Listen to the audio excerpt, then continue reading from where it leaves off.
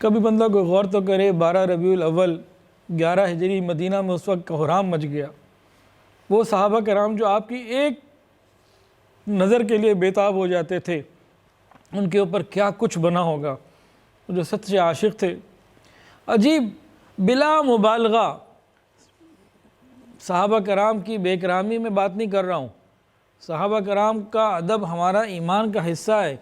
لیکن اس کیفیت کو واضح کرنے کے لیے لفظ بول رہا ہوں، بلا مبالغہ ان کے ہوش بھی اس وقت گم ہو گئے۔ اتنا غم، اتنی کیفیت آئی کہ بالکل بڑے سے بڑا بہادر اس غم کے اندر اپنی ہر چیز کو بھول گیا۔ یہ کیفیت ان کے اوپر طاری ہوئی۔ اور کن کے اوپر طاری ہوئی؟ سیدنا عثمان غنی رضی اللہ تعالیٰ عنہ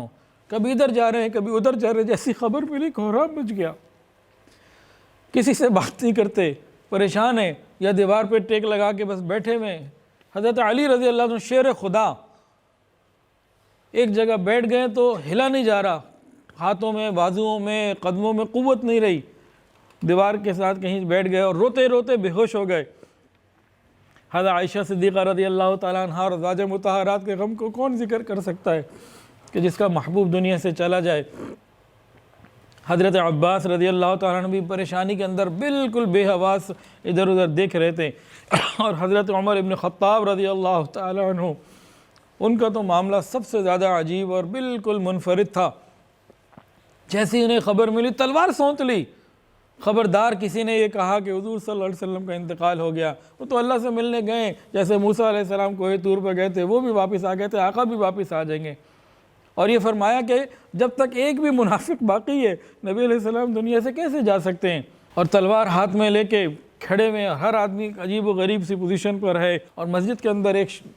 ہجوم ہے اور سب عجیب کیفیت میں ہیں۔ ایک صحابی تھے عبداللہ ابن انیس رضی اللہ تعالیٰ عنہ، ان کو تو بس اس خبر کا ملنا تھا کہ رسول اللہ صلی اللہ علیہ وسلم دنیا سے چلے گئے، اسی وقت ان کی حرکت قلب بند ہوئی، گویا کہ ہارٹ اٹیک ہوا، اور اسی وقت وہ دنیا سے چلے گئے۔ ایک اور صحابی تھے، ان کو معلوم ہوا، اپنے گھر میں تھے، معلوم ہوا کہ نبی علیہ السلام کا وصال ہو گیا۔ وہیں فوراً اللہ سے مانگا، یا اللہ وہ آنکھیں جن سے میں دیدار نبی کیا کرتا تھا تو مجھ سے واپس لے لے،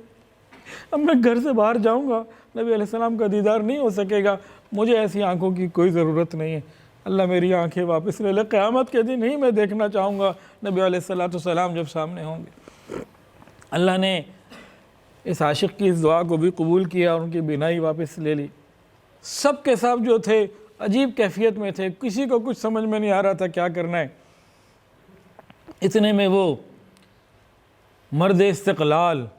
سیدنا ابوبکر صدیق رضی اللہ تعالیٰ عنہ، ان کو خبر ملی، وہ اپنی دوسری بیوی کے پاس گئے ہوئے تھے مقام سخ میں، جو مدینہ سے مسجد نبوی شریف سے تقریباً 1 کوس دور تھا۔ وہاں خبر ملی، انتہائی غمگین حالت میں واپس ہوئے، گھوڑے پہ سوار ہو کے واپس آئے، مسجد نبوی شریف کے باہر گھوڑے سے اترے۔ اس کے بعد امی عائشہ سے اجازت لے کے اطلاع کر کے اندر گئے، تمام ازواج مطہرات اس وقت موجود تھی گھر کے اندر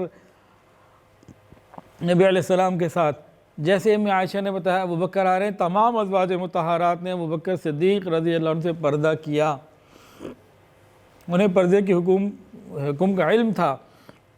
انہوں نے پردہ کیا۔ آج ہمارے گھر میں اس پردے کو رائج کر دیں، ہمارے گھر میں ابھی لڑائی ہو جائے، میری بیوی، میری بیٹی، میری بہو مجھے کہیں مجھے وہ پردہ کرنا ہے جو بی بی فاطمہ اور بی بی عائشہ نے کیا، آج ہمارے گھروں میں لڑائی ہو جائے کہ یہ کیسے ہو سکتا ہے کہ تم وہ پردہ کر لو۔ تو صدیق اکبر رضی اللہ عنہ اس غم کے عالم میں، اتنی پریشانی کے عالم میں آپ نے پردہ، تمام ازواج مطہرات نے پردہ کیا۔ وہ اچانک نہیں چلے گئے، اطلاع کر کے گئے کہ اندر اور بھی عورتیں موجود ہیں، اتنی کم غم کی کیفیت میں بھی پردہ کیا۔ اس سے زیادہ کوئی غم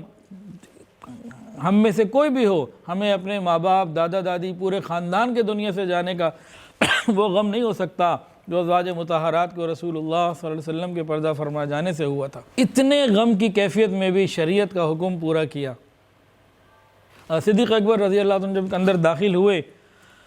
اللہ اکبر کبیرہ، ایک ایک حرف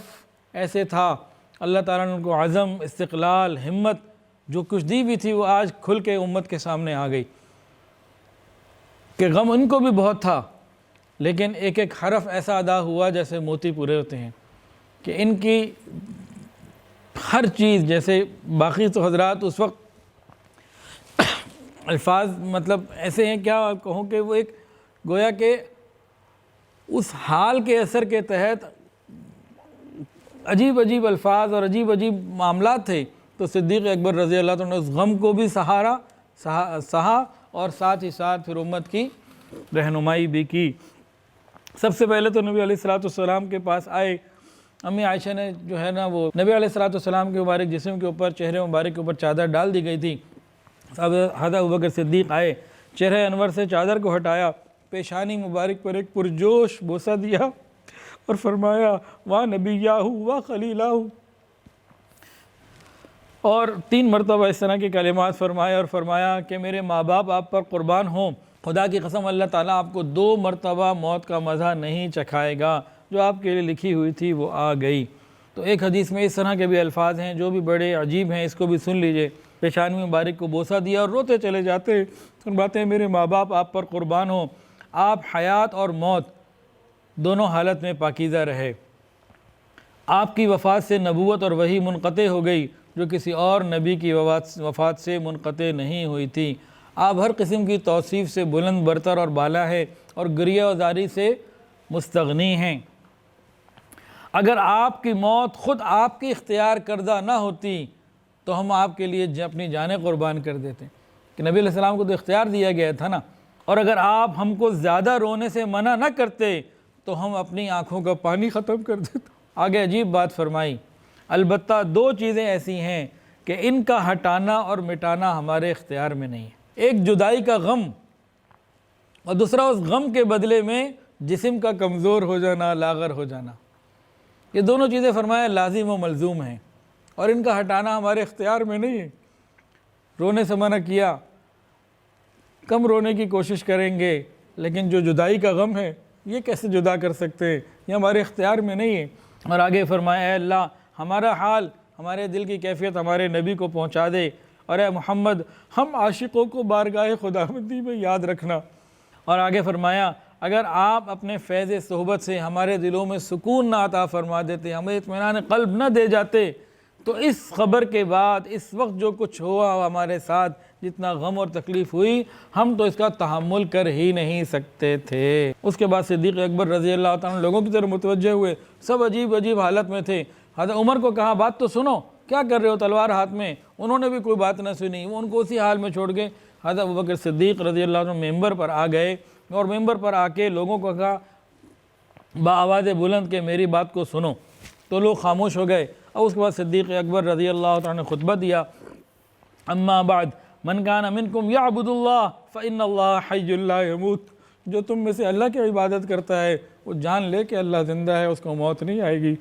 ومن کان منکم یعبد محمدا، اور جو تم میں سے محمد صلی اللہ علیہ وسلم کی عبادت کرتا تھا گویا وہ جان لے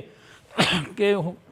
فإن محمدًا قد مات، کہ حضور پاک صلی اللہ علیہ وسلم کو تو موت آ چکی۔ اس کے بعد قرآن مجید کی آیات تلاوت فرمائیں، فرمایا قال اللہ تعالی وما محمد الا رسول قد خلت من قبله الرسل افإن مات او قتل انقلبتم على اعقابكم ومن ينقلب على عقبيه فلن يضر الله شيئا وسيجزي الله الشاكرين وقد قال الله تعالى محمد صلى الله عليه وسلم انك ميت وانهم ميتون وقال الله تعالى كل شيء هالك الا وجهه له الحكم واليه ترجعون وقال الله تعالى كل من عليها فان ويبقى وجه ربك ذو الجلال والإكرام وقال تعالى كل نفس ذائقة الموت وإنما توفون أجوركم يوم القيامة۔ اور آگے بھی بات، یہ آیات جو قرآن کی پڑھی تو اس وقت صحابہ کرام کہتے ہیں کہ جب صدیق اکبر رضی اللہ عنہ کی مبارک زبان سے ہم نے یہ آیات سنی تو ہمیں یہ محسوس ہوا کہ گویا کہ ابھی نازل ہو رہی ہوں، ہم تو بھول ہی گئے تھے، ہماری تو عقل پہ پردے سے آ گئے تھے، ہمیں پتہ ہی نہیں تھا کہ یہ آیات ہم اس صدمے کی وجہ سے ان آیات کو ہم بھول چکے تھے۔ پھر جب صدیق اکبر رضی اللہ عنہ نے یہ خطبہ دیا اور آیات پڑھی تو تمام صحابہ کرام جو موجود تھے پھر انہی آیات کو بار بار مختلف انداز سے کثرت سے پڑھتے رہے، اور ان کو یقین ہو گیا کہ یہ حادثہ ہو چکا ہے۔ تو حضرت ابوبکر صدیق رضی اللہ تعالیٰ عنہ نے اس وقت امت کو سنبھالا۔ ویڈیو کے نیچے سبسکرائب کے بٹن پہ کلک کریں، بیل کے آئیکن پہ کلک کیجئے تاکہ ہر نئی ویڈیو کی نوٹیفیکیشن آپ کو مل جائے۔